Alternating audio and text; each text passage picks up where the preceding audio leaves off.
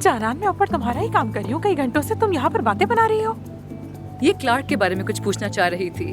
गालिबन बहुत हसास है उसके लिए। कंबोडिया में खो गया था और उसे ढूंढ रही है। इनफैक्ट बात यह है डॉक्टर, क्लार्क मेरे बचपन की पहली मोहब्बत है, इसलिए थोड़ी सी सेंटिमेंटल हूँ। तुम भी 50 की हो चुकी हो, शायद वो भूल चुका हो, रिटायर हो गया हो, उसे भूल जाओ, बेहतर होगा।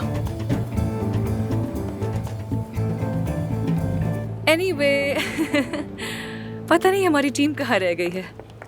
आ गए ये लोग। जी हाँ, डॉक्टर चाहिए था तो हम आ गए। Hello everyone. हेलो अफसून। हेलो। ये फिगन साहब। हेलो। कैसी है फिगन साहिबा? मैं देखता हूँ आपको। अच्छा, तो इस तरह के निशान है जिस्म पर।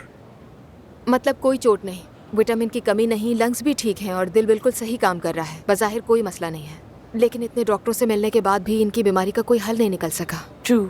सच कहूँ तो इस तरह का केस हमने भी शायद पहली बार ही देखा है। बिल्कुल। फिगन साहिबा, आपने कहा था कि आप फैक्ट्री में काम करती हैं। फैक्ट्री में क्या बनता है, जरा बताएंगी? तांबा बनता है। तांबा? हाँ।